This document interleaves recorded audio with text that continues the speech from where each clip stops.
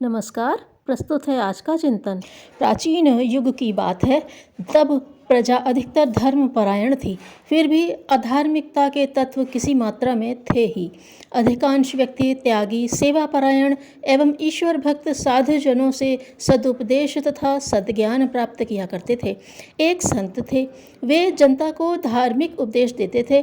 उन्होंने यह पढ़ा था कि ज्ञानदान बिना किसी प्रतिदान की आशा अथवा लाभ के बिना ही किया जाना चाहिए, अन्यथा उसकी महत्ता कम हो जाती है।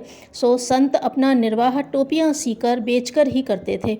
नित्य के व्यय के पश्चात उन्हें नित्य के पैसे की बचत भी हो जाती थी, जिसे वे दान कर दिया करते थे।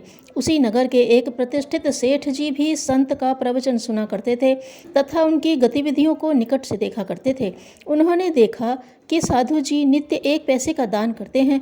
उन्हें भी दान करने की प्रेरणा मिली और उन्होंने भी उस दिन से धर्म खाते में एक निश्चित मात्रा में धन निकालना प्रारंभ कर दिया। जब राशि 500 रुपये हो गई तब वह उसे लेकर संत के पास पहुँचे। बोले, मैंने धर्म खाते में निकाली हुई ये राशि एकत्रित की है, अब इसका क्या करूं? संत ने सहज भाव से कहा, जिसे तुम दीनहीन समझते हो उसे दान कर दो।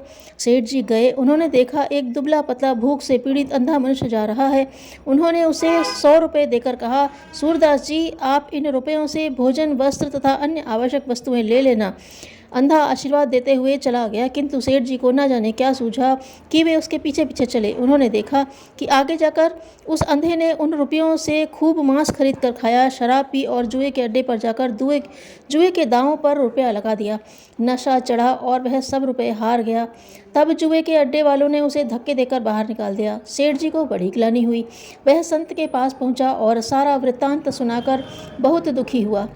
संत ने उसे अपना बचाया हुआ 1 पैसा देकर कहा, आज इसे किसी आवश्यकता वाले को दे देना और कल अपनी बात का उत्तर ले लेना। सेठ जी ने आगे जाकर एक भीख मांग रहे दीन दरिद्र व्यक्ति को वह पैसा दे दिया और छिपकर उसके पीछे हो लिए। वह व्यक्ति थोड़ी दूर गया। उसने अपनी झोली में से एक चिड़िया निकाल कर फेंक दी।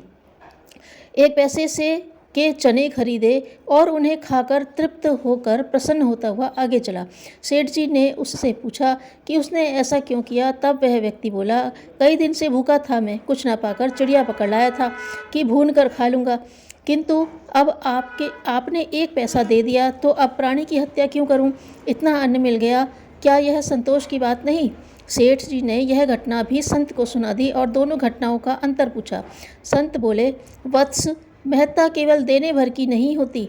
हमने जो धन दान में दिया है वह किन साधनों द्वारा प्राप्त किया गया है, इसकी भी भावना उस धन के साथ जुड़ जाती है। तुम्हारा अनीति पूर्वक बिना परिश्रम के कमाया गया धन पाकर प्राप्तकर्ता ने 100 रुपये भी अनीति के कार्य में लगाए, अतः तुम्हें उस उपयोगकर्ता के अनुरूप पाप ही लगेगा। और मेरा 1 पैसा परिश्रम से कमाया हुआ था, अतः जिसके पास गया उसके द्वारा सद्बुद्धि पूर्वक ही व्यय किया गया।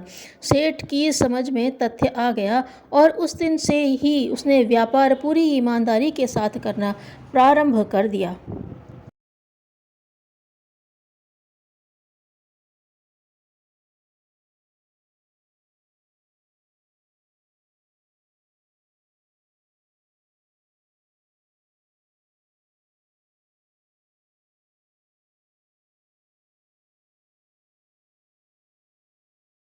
बेईमान व्यक्ति भी ईमानदार साथी चाहता है। धन्यवाद।